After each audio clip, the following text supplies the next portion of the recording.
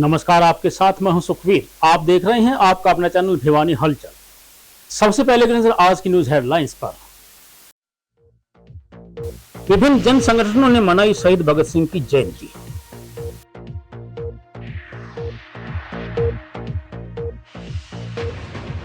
पांच दिवसीय स्वदेशी संकल्प यात्रा का हुआ समापन।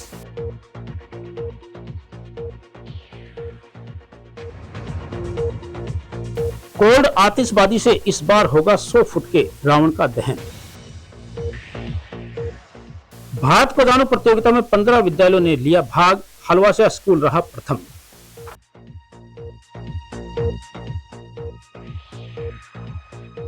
बदहाल सीवरेज व्यवस्था से परेशान डाबर कॉलोनी के निवासी। अब खबरें विस्तार से। शहर के विभिन्न जन संगठनों ने शहीद आजम भगत सिंह की 119वीं जयंती शहीद भगत सिंह चौक पर मनाई।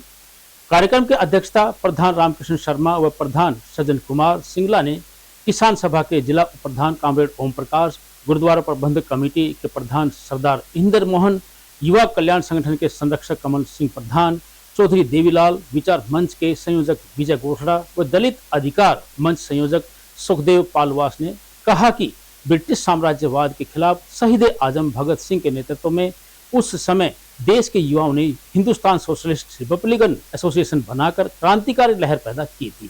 शहीद भगत सिंह की जयंती कार्यक्रम को संबोधित करते हुए किसान सभा के जिला उप प्रधान कामरेड ओम प्रकाश, युवा कल्याण संगठन के संरक्षक कमल सिंह प्रधान ने बताया कि युवा देश में स्वतंत्रता, समानता व सामाजिक न्याय लाने के लिए क्रांति लाना चाहते थे। शहीद भगत सिंह, शहीद करतार सिंह सराभा, शहीद भगत सिंह, राजगुरु सुखदेव, चंद्रशेखर आजाद, अशफाकुल्ला खान, राजेंद्र सिंह लाहड़ी, राम प्रसाद बिस्मिल व ठाकुर रोशन सिंह सहित अनेक युवाओं ने अपने जीवन की कुर्बानियां देकर देशभक्ति व क्रांतिकारी लहर पैदा करके करोड़ों युवाओं को स्वतंत्रता संग्राम में कूदने के लिए प्रेरित किया था। उन्होंने कहा कि आज के माहौल में देश में शासक वर्गों द्वारा जिस तरह से जातिवाद, धार्मिक कट्टरता, अंधविश्वास और सांप्रदायिकता पैदा करके मेहनत कर जनता में फूट डाल रखी है तथा कारपोरेट लूट का माहौल बना रखा है, उस सांप्रदायिक व कारपोरेट गठजोड़ के खिलाफ उन शहीदों की विरासत से प्रेरणा लेकर हमें उनके सपनों, स्वतंत्रता, समानता व सामाजिक न्याय को सुनिश्चित करने के लिए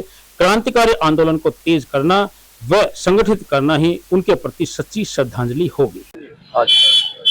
मैं कामरेड ओम प्रकाश, उपाध्यक्ष अखिल भारतीय किसान सभा, और हम तमाम नागरिक यहाँ मिलकर के आज हमारे शहीद आजम भगत सिंह की 119वीं जयंती मना रहे हैं। शहीद आजम राजगुरु सुखदेव ने देश में 23 मार्च 1931 को बड़ी भारी कुर्बानी दी थी देश में, और आज देश की जो हालात है, जिस तरह का शासक वर्ग हमारे भाईचारे को जाति और धर्म पर तोड़ रहा है, उसमें भगत सिंह के विचार प्रासंगिक हैं। भगत सिंह ने देश की कुर्बानी, देश के लिए कुर्बानी दी थी, युवाओं को प्रेरित करने के लिए, अंग्रेज साम्राज्यवाद को यहाँ से निकालने के लिए।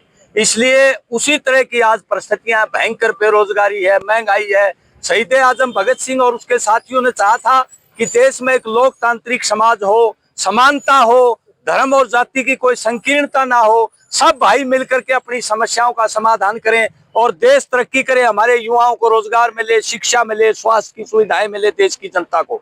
ये वादे उन्होंने किए थे। इसलिए उन्होंने उस समय हमारे नौजवानों ने हिंदुस्तान सोशलिस्ट रिपब्लिकन एसोसिएशन बनाई थी। उसका जो मैनिफेस्टो है वो लागू होगा, तभी देश में शांति होगी। जो भगत सिंह की शहीदी को शहीद आजम का इनको खिताब मिला, 1907 में जन्म हुआ, 31 में इनकी मृत्यु होगी। 12 साल में इन्होंने घर को छोड़ दिया। इनको अंधेरी कोठरियों में हंटरों से कपड़े उतरवा के इनको पीटा अंग्रेजों ने कि ये गर्दन झुका दे। इन्होंने अपनी माँ को कहा था, माता जी मेरी लाश लेने मत आना, क्योंकि आप रोगी तो मेरी कुर्बानी व्यर्थ चली जाएगी। तो इसके पिताजी पहली बार गिरफ्तार हुआ, उस समय में 60,000 रुपये दिए थे, इसकी जमानत कराई थी। उसके बाद बोले, फांसी से पहले मिलने गए, बोला तू दया याचिका लगा दे, क्या पता तेरी मंजूर हो जाए। बोला ना, मैं चाहता हूँ मेरी कुर्बानी युवाओं में क्रांति भरे, इसीलिए आज उनके 119वीं जयंती है, उसके लिए उनको मनाया जा रहा है। और हम आज यहाँ उनकी अरदास कराई है, उनकी भगवान उनकी आत्मा को शांति दे और अगर हम ऐसे प्रोग्राम करेंगे तो लोगों में वो जिंदा रहेंगे। हमारा मकसद ये है, याद रहेगी उनकी। आज शहीद भगत सिंह की जयंती मनाई गई है। हम तो एक ही बात कहते हैं, नौजवान पीढ़ियों को इसके जो नशे के खिलाफ बहुत ज्यादा थे, छुआछात, जाति पाति और नशे के खिलाफ, मैं तो मानता हूं कि तीनों चीजों का अनुकरण करेंगे तो ही आगे बढ़ सकते हैं। इसलिए जितने भी यहाँ खड़े हुए आज, इनको भी शपथ लेके जानी चाहिए कि नशे के खिलाफ हम अभियान चलाएंगे। जो सूखा नशा जो आज हमारे नौजवानों को एक डिम्ब की तरह चाट रहा है, उस नशे के खिलाफ हमने संकल्प लेना है। अगले प्रोग्राम रहे तो सामने वहाँ भी शपथ दिलाई जाएगी। तो हम सब मिलके शहीद भगत सिंह जैसे जो जिन्हें कुर्बानियां दी थी, उनकी शिक्षा को हमने ध्यान रखना चाहिए। खाली जयंती मनाने से काम नहीं चलेगा। उनकी जो शिक्षा थी, छुआछात नहीं होनी चाहिए, जात पात नहीं होनी चाहिए। दूसरी ओर शहीद आजम भगत सिंह सेवा ट्रस्ट ने भगत सिंह चौक पर पौधारोपण कार्यक्रम का आयोजन किया। इस अवसर पर ट्रस्ट के प्रधान मोनू भगत सिंह के नेतृत्व में कार्यकर्ताओं ने 118 पौधे रोपित करने का लक्ष्य रखा। इस पहल का उद्देश्य पर्यावरण संरक्षक के साथ साथ शहीदों के बलिदान को याद करना था। शहीद आजम भगत सिंह सेवा ट्रस्ट के प्रधान मोनू भगत सिंह के नेतृत्व में भी कार्यकर्ताओं ने 118 पौधे रोपित करने का संकल्प लिया। ट्रस्ट के प्रधान मोनू ने कहा कि शहीद भगत सिंह ने देश को गुलामी की जंजीरों से मुक्त कराने के लिए अपनी जवानी और जीवन न्यौछावर कर दिया था। उनका जीवन और विचार आज भी हमारे लिए प्रेरणा के स्रोत है। उनकी 118वीं जयंती पर उन्हें सच्ची श्रद्धांजलि देने का सबसे अच्छा तरीका यह है कि हम उनके विचारों को अपने जीवन में अपनाएं और देश के लिए कुछ सकारात्मक कार्य करें। आज वीर शहीद भगत सिंह का 118वां जन्मदिन है। इस जन्मदिन के उपलक्ष्य में हमने भगत सिंह चौक पे यहाँ एक त्रिवेणी पौधारोपण किया है। ये हमारे भिवानी से भगत सिंह ग्रुप को मनोज चौधरी चला रहे हैं और यहाँ जो आपको दिखाई दे रही है सभी युवा, इन्होंने आज एक प्रण लिया है कि हम वीर शहीद भगत सिंह के जन्मदिन के उपलक्ष्य में 118 पौधारोपण, हम जहां भी सुरक्षित जगह होगी वहां हम पौधारोपण करेंगे और किए गए पौधों को ये पेड़ बनाएंगे। और मैं सभी से अनुरोध करता रहता हूं कि आप अधिक से अधिक पौधे लगाओ और उनको पेड़ बनाओ। तो आपने अभी तक कितने त्रिवेणी लगाई? राम राम सारे भाइयों की सलाम, शहीदानु भाईचारा जिंदाबाद। भाई मैं मोनू भगत सिंह। तो भाई आज हमारे गुरु भगत सिंह जी का जन्मदिन है 118वां। तो हम ये प्रण करते हैं भाई अगले साल तक पुगा दें। वो बहुत बड़ी बात है। युवाओं की एक संदेश है कि भाई 118 पौधे लगाएंगे और अगले साल 119 कराएंगे। जितने भी अब जयंती आती जाओगी इतना अपने ग्रुप के द्वारा हम पौधे लगवाते हैं। ये मेरे हैं भाई 118, ठीक है।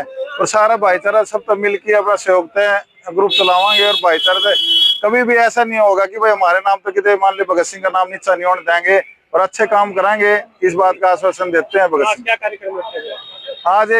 आज एक तो हमारे ये त्रिवेणी लगाई है भाईचारे के सहयोग से। अपना ये त्रिवेणी बाबा कह लो थी, पुलिस में जरूर लाग रहे हैं मगर बाबे हो गए ये भी, ठीक है। हम भी बाबे हैं यहाँ। जो आदमी मतलब सबकी में त्याग दे समाज सेवा वगैरह बाबा है।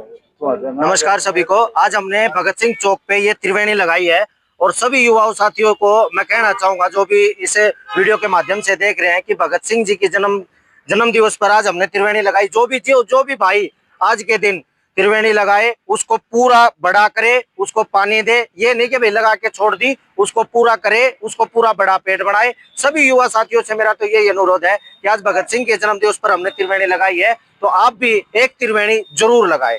स्वदेशी अपनाए समृद्ध भारत बनाए के नारे के साथ नागरिकों को स्वदेशी उत्पाद बनाने व अपनाने के लिए प्रेरित करने के उद्देश्य से स्वदेशी जागरण मंच के भिवानी विभाग द्वारा निकाली गई 5 दिवसीय स्वदेशी संकल्प यात्रा का भिवानी में समापन हुआ।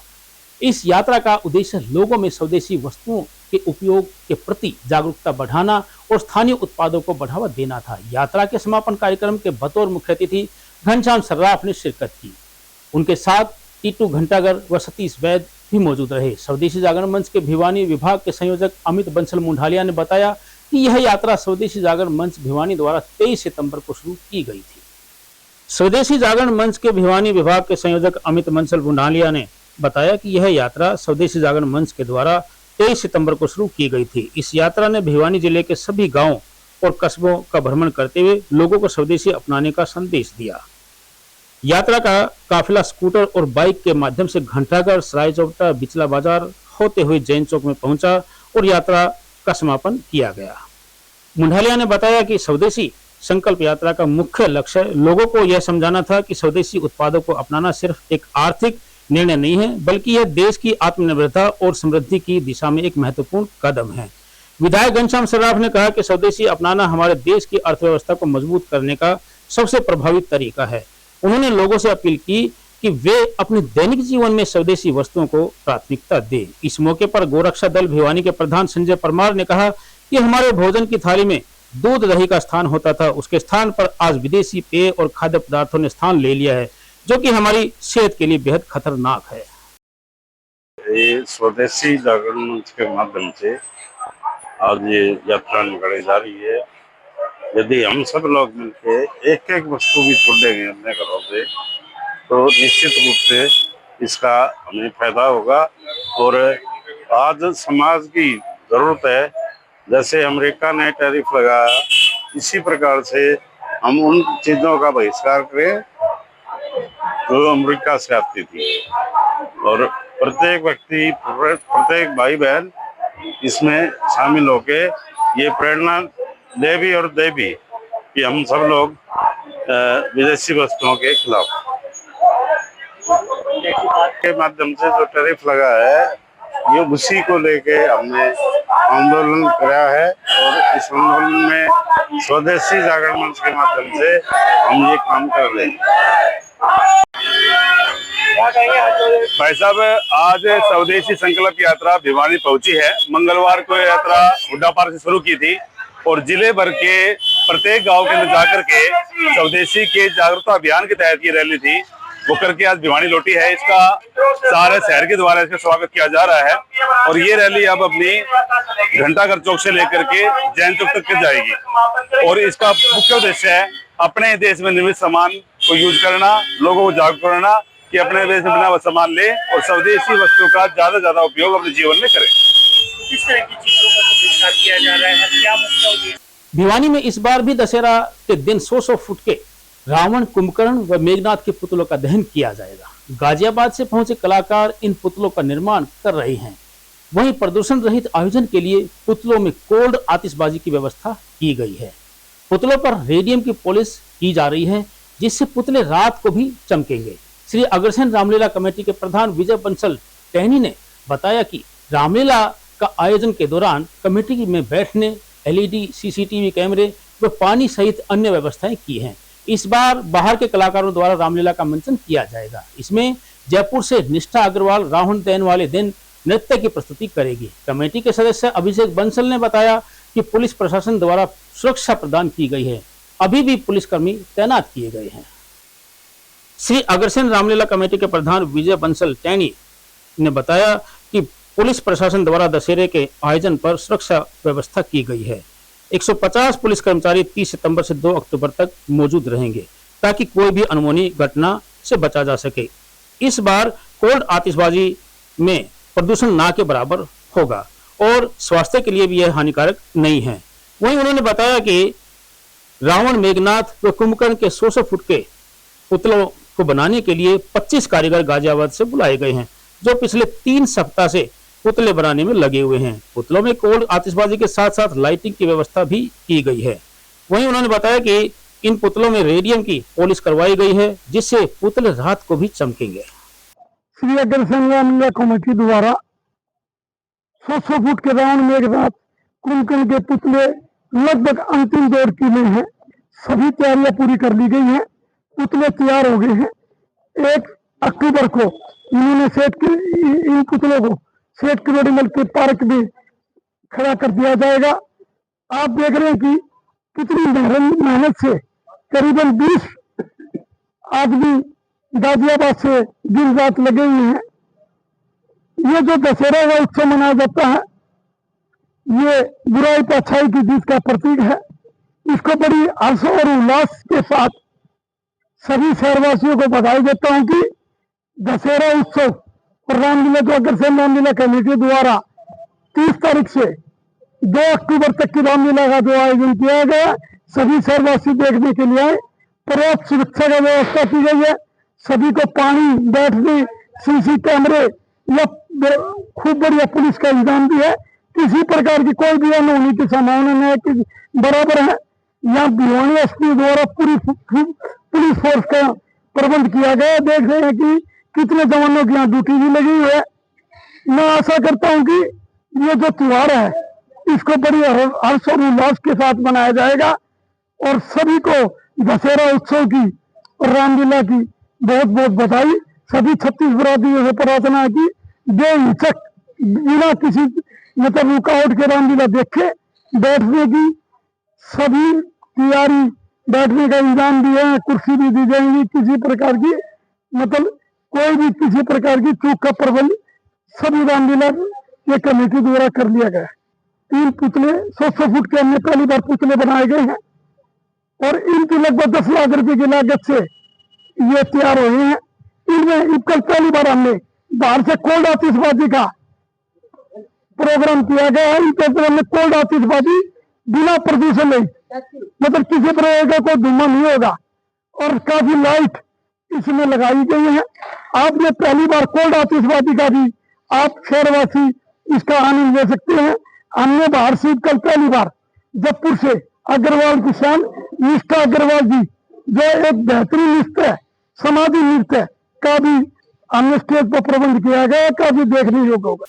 भारत विकास परिषद शहीद मदनलाल ढींगरा शाखा के तत्वावधान में शाखा स्तरीय भारत को जानो प्रतियोगिता का आयोजन हलवासिया विद्या विहार में किया गया। इस आयोजन में 15 विद्यालयों की टीमों ने कनिष्ठ व वरिष्ठ वर्गों में भाग लिया। हलवासिया विद्या विहार की टीम ने दोनों वर्गों कनिष्ठ व वरिष्ठ वर्ग में प्रथम स्थान प्राप्त किया। कार्यक्रम की अध्यक्षता प्रांतीय महासचिव दीपक शर्मा ने की। मुख्य अतिथि नगर परिषद के चेयरपर्सन प्रतिनिधि भवानी प्रताप सिंह थे। भारत विकास परिषद की शहीद मदनलाल ढींगरा शाखा के तत्वावधान में शाखा स्तरीय भारत को जानो प्रतियोगिता में 15 विद्यालयों की टीमों ने कनिष्ठ व वरिष्ठ वर्गों में भाग लिया। हलवासा विद्या विहार भिवानी की टीम ने दोनों वर्गों में कनिष्ठ व वरिष्ठ वर्ग में स्थान प्रथम प्राप्त किया है। कार्यक्रम की अध्यक्षता करते हुए दीपक शर्मा प्रांतीय महासचिव ने बताया कि भारत विकास परिषद के उद्देश्य और कार्यों का बहुत महत्वपूर्ण योगदान है। वहीं इस अवसर पर मुख्य अतिथि नगर परिषद चेयरपर्सन प्रतिनिधि भवानी प्रताप सिंह ने कार्यक्रम में अपने गुरुजनों के प्रति कृतज्ञता व्यक्त की और विशिष्ट अतिथि रजिस्ट्रार CBLU डॉक्टर भावना शर्मा ने कहा कि बच्चों में संस्कार निर्माण के लिए ऐसे कार्यक्रम बहुत उपयोगी है। वहीं इस अवसर पर शाखा के अध्यक्ष कमल नयन वशिष्ठ ने सभी अतिथियों का अभिनंदन व धन्यवाद किया। उन्होंने बताया कि हलवासा विद्या विहार में आयोजित भारत को जानो प्रतियोगिता के कनिष्ठ व वरिष्ठ वर्ग में हलवासा विद्या विहार की टीमों ने प्रथम स्थान प्राप्त किया है। भारत को जानो प्रतियोगिता का आयोजन किया जा रहा है। भारत विकास परिषद के 5 सूत्र हैं, उसमें संपर्क, सहयोग, संस्कार, सेवा, समर्पण, इसके तहत हम कार्य करवाते रहते हैं। इससे पहले समूह गान प्रतियोगिता करवाई थी। जो आज भारत को जानो प्रतियोगिता करवा रहे हैं वो शाखा स्तर पर करवा रहे हैं। इसके अंदर जो बच्चे टीमें फर्स्ट आएंगी वो प्रांत लेवल पे जाएंगी, फिर केंद्र लेवल पे जाएंगी। भारत विकास परिषद के तहत हम निम्न प्रकार के सेवा प्रोग्राम चलाते रहते हैं। स्कूलों में बच्चियों को एनीमिया चेक करवाते हैं, HB चेक करवाते हैं, मेडिकल कैंप लगवाते हैं। तो सारा साल भारत विकास के परिषद के हमारे कार्यक्रम चलते रहते हैं। कल बच्चे संस्कार तो संस्कार का कार्यक्रम ये है, संस्कार के अंतर्गत हमारे विभिन्न कार्यक्रम बच्चों के लिए, स्कूली बच्चों के लिए होते हैं। जिनमें समूह गान प्रतियोगिता जो हमने 16 सितंबर को कराई थी, आज ये भारत को जानो प्रतियोगिता है। इसमें 15 विद्यालय भाग ले रहे हैं। 2 विद्यालय प्रथम रहेंगे अलग अलग रूप में, वो आगे प्रांत लेवल पे जाएंगे और राष्ट्रीय स्तर पर ये प्रतियोगिता चलती है। मुख्य इसका जो उद्देश्य है हमारा वो ये है कि बच्चों में संस्कार अच्छे बने और जो आजकल की जो संस्कृति के डाबर कॉलोनी में पिछले करीब 2 वर्षों से सीवरेज की समस्या बनी हुई है, जिससे लोग बेहद परेशान हैं। सीवरेज के ओवरफ्लो होने के कारण पूरे इलाके में बदबू और गंदगी का माहौल रहता है, जिससे निवासियों का जीवन मुश्किल हो गया है। कॉलोनी निवासी शिव कुमार प्रजापति ने बताया कि यह समस्या तब शुरू हुई जब संबंधित विभाग ने सीवरेज की खराब स्थिति को देखे बिना ही रेत डालकर ब्लॉक बिछा दी। इस लापरवाही के कारण इलाके में हमेशा जल भराव की स्थिति बनी रहती है। प्रजापति के अनुसार यहाँ पर हालत इतनी दयनीय है कि हमेशा छोटी छोटी दुर्घटनाएं होती रहती हैं, जिससे नागरिक चोटिल होते रहते हैं। डाबर कॉलोनी निवासी शिव कुमार प्रजापति ने बताया कि इस समस्या की जड़ तब से शुरू हुई जब संबंधित विभाग ने सीवरेज की खराब स्थिति को देखे बिना ही रेत डालकर ब्लॉक बिछा दिए। इस कारण इलाके में हमेशा जल भराव की स्थिति बनी रहती है। हालत इतनी दयनीय है कि हमेशा दुर्घटनाएं होती रहती हैं, जिससे नागरिक चोटिल होते रहते हैं। इस समस्या को लेकर कई बार अधिकारियों व जनप्रतिनिधियों से शिकायत की है। उन्होंने स्थानीय पार्षद, विधायक और संबंधित अधिकारियों को भी इस बारे में जानकारी दी है, लेकिन आज तक कोई समस्या का समाधान नहीं निकला है। उन्होंने कहा कि लगातार जल भराव और गंदगी की वजह से यहाँ रहने वाले लोगों को हमेशा दुर्घटनाओं का डर सताता रहता है। डाबर कॉलोनी के निवासियों ने प्रशासन से इस गंभीर समस्या का जल्द से जल्द समाधान करने की मांग की। यो खड़ाओ रह जियो बहनम को नहीं अंदा बहुत बड़ डीसी कर जाली सब कर जाली हमको सुनाई नहीं मिलती। सीवर का पानी निकल रहा है, वो आवड़ रहना आराम हो रहेगी। रेत गिर जहाँ वो उड़ा है, वो आँखें में बड़ा है, दूध भीतर भी होता है। मेरी तो बीमारी होगी, ये पुरानी लगाओ है। पुराना था गड्डी वाला ये कह रहा था पुराना माल लगाओ तो वापस कर दियो ने बजा दियो। यहाँ बहुत परेशानी हो रही है, गंदा पानी सीवर का निकल रहा है, बदबू हो रही है, बहुत ज्यादा बीमारी फैल रही है। कोई सुनाई नहीं हो रही, कहीं भी जा रहे हैं तो टेम्पो उलट रहे हैं, कभी कभी एक्सीडेंट हो जाते हैं बार बार में। यहाँ पे बहुत ज्यादा बड़ा खड़ा हो रहा है यहाँ पे, और कोई सुनवाई नहीं हो रही जी। ना गलियों में गंदा पानी जा रहा है, गलियों में भी बीमारी फैल रही है, हमारी गलियों में भी जा रहा है पानी गंदा, वहाँ की बीमारी हो रही है। हाँ जी करी थी, गए थे सारे इकट्ठे होगी, कोई सुनाई 40 आदमी इकट्ठे होकर गए थे, कोई सुनाई नहीं हुई। मेरा नाम शिव कुमार प्रजापति है, मैं यहीं डाबर कॉलोनी का निवासी हूँ। ये समस्या पिछले 1.5-2 साल से है। ये जो हमारे इंजीनियर हैं संबंधित महकमे के, इन्होंने बगैर कुछ इसका सिस्टम देखे हुए यहाँ पे रेत डाल के इसके ऊपर ये ब्लॉक बिछा दिए। इससे ये ठोकर बन गई, पानी का कहीं निकासी नहीं है, सिर्फ पैसों की बर्बादी कर रही है सरकार और कोई कार्यवाही नहीं कर रही। ये पिछली बार आज ये 10वीं बार हो रहा है ये काम।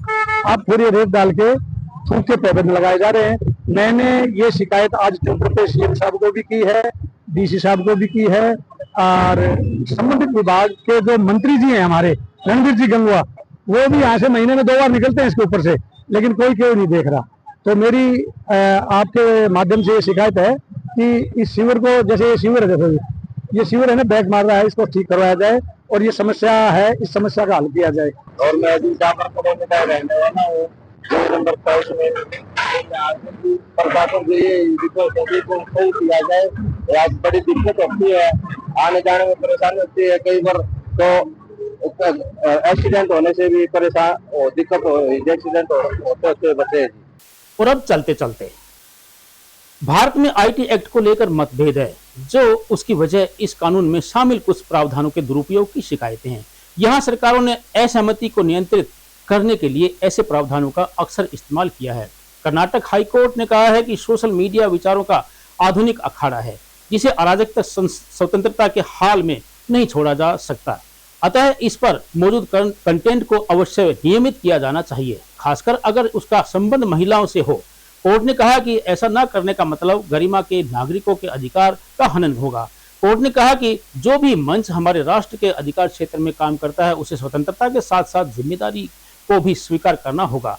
विशेषाधिकार के साथ उत्तरदायित्व का निर्वहन अनिवार्य है। न्यायालय ने कहा है कि स्वतंत्रता की आड़ में अनियमित अभिव्यक्ति अराजकता का स्रोत बन जाती है। इस निर्णय का व्यवहारिक पक्ष यह है कि सोशल मीडिया प्लेटफॉर्म को सूचना तकनीकी अधिनियम की धारा 79 को मानना पड़ेगा। इस धारा को सोशल मीडिया प्लेटफॉर्म एक्स ने चुनौती दी थी, लेकिन हाईकोर्ट ने उसकी याचिका खारिज कर दी। हाईकोर्ट ने जो समझ सामने रखी है, उससे असहमत होने की कम गुंजाइश है। दरअसल भारतीय संविधान में अभिव्यक्ति की स्वतंत्रता विवेकपूर्ण सीमाओं के अंदर ही दी गई है। कोर्ट की ये बात भी सही है कि हर संप्रभु देश अब सोशल मीडिया का विनिमय कर रहा है। जैसे कि अदालत ने ध्यान दिलाया कि अमेरिका में भी सोशल मीडिया को विनियमित करने वाले कानून हैं, जहां एक्स का मुख्यालय है। बहरहाल भारत में आईटी एक्ट को लेकर मतभेद रहे हैं, तो उसकी वजह से इस कानून में शामिल कुछ प्रावधानों के दुरुपयोग की शिकायत है। यहाँ सरकारों ने असहमति या विपक्षी राय को नियंत्रित करने के लिए ऐसे प्रावधानों का अक्सर इस्तेमाल किया गया है। आरोप है कि आंदोलन या प्रतिरोध से संबंधित सोशल मीडिया पोस्टर्स को हटवाने के लिए उन्होंने सोशल मीडिया कंपनियों पर दबाव डाला है। इसलिए सोशल मीडिया के विनिमय की बात विपक्षी हलकों में आशंका पैदा हो जाती है। कर्नाटक हाईकोर्ट ने अपना फैसला एक सामाजिक समस्या के संदर्भ में दिया है। और अंत में फिर से एक नजर आज की न्यूज हेडलाइंस पर। विभिन्न जन संगठनों ने मनाई शहीद भगत सिंह की जयंती।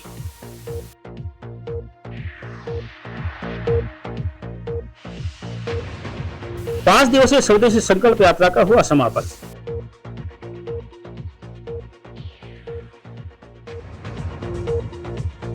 कोल्ड आतिशबाजी से इस बार होगा 100 फुट के रावण का दहन।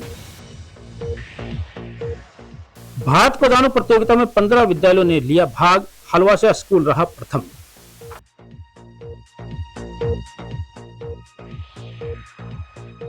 बदहाल सीवरेज व्यवस्था से परेशान डाबर कॉलोनी के निवासी। अब मुझे दीजिए इजाजत, देखते रहिए आपका अपना चैनल भिवानी हलचल।